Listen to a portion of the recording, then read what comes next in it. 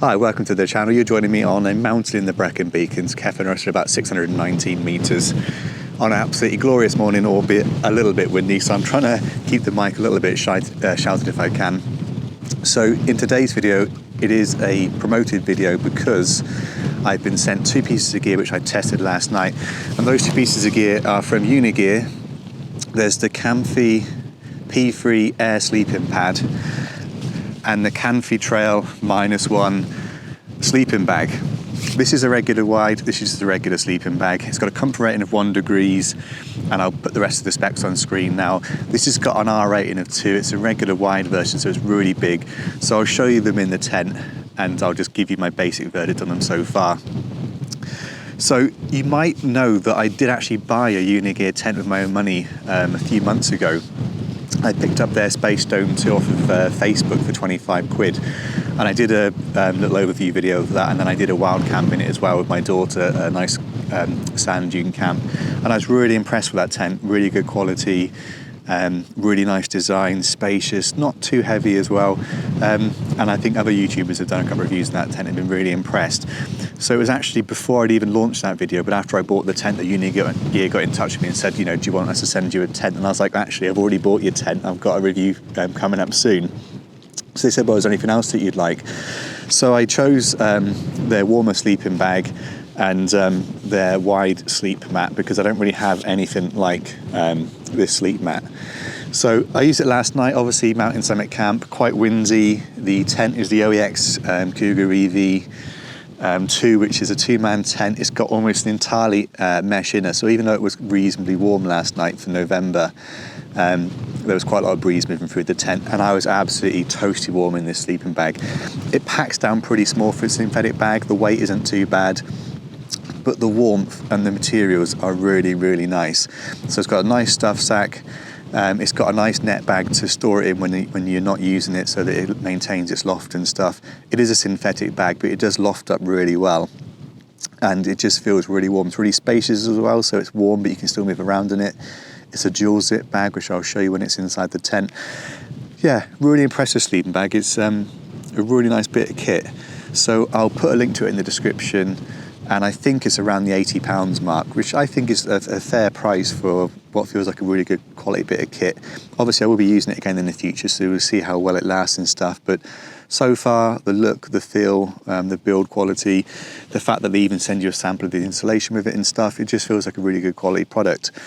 The air mat's got a lot going for it. The R rating is only 2, so it's only really a 2 to 3 season mat, but it's thick, it's comfy, it's got different kinds of baffles and bits and pieces, so that it kind of sculpts more to your body and puts extra air and depth where it's needed, so like where your hips are and stuff. It's got like a little bit of elevated stuff where your head is.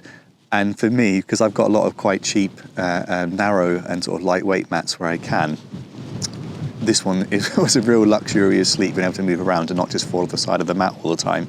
So I really enjoyed sleeping on this mat.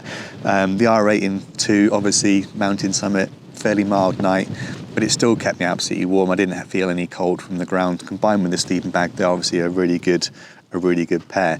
So we'll show you around the gear inside the tent briefly, and obviously I would have put the specs up on the screen throughout. But yeah, big thanks to Unigear for sending me this. It's really good when companies get in touch and want to let you test stuff, and they've put absolutely no pressure on me to do the video reviews. They've put absolutely no pressure on me to say anything in particular.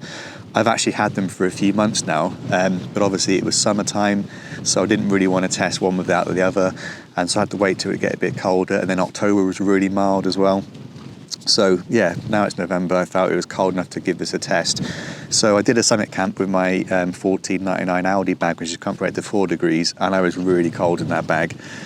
This bag, yeah, maybe a milder light last night by slightly, but I was really, really plenty warm in this bag, and I could have easily put on more layers if needed. I didn't put my thermal leggings on, didn't put my thermal top on, slept absolutely fine without needing to do that, so really impressed. So the sleep mat is the regular wide version, and you can see it's a really good size, tapers slightly towards the feet end, but you can see it's got different patterns of bobbles and ridges and different areas of thickness designed to help you if you're a side sleeper and to try and provide you maximum support on things like your hips and stuff, and also almost like a slight little pillow at the end as well. So yeah, it's definitely my most luxurious, widest and probably thickest sleep mat, although the R rating is only 2. So yeah, it inflates via the stuff sack, so you just plug that in at the bottom on the underside. There's a thing right at the bottom on the underside, and that's all you do with that. It inflates quite quickly, and obviously you can change the level of inflation to whatever suits you. So yeah, really good sleep mat. 2 to 3 season use is absolutely fine. Obviously I'm using it in November, the 11th and 12th of November, but it was quite a mild night last night. So you can see the sleeping bag is a really good match for the sleep mat, size wise and length wise. And it's a really luxurious, thick, soft sleeping bag. I'm really impressed with it actually.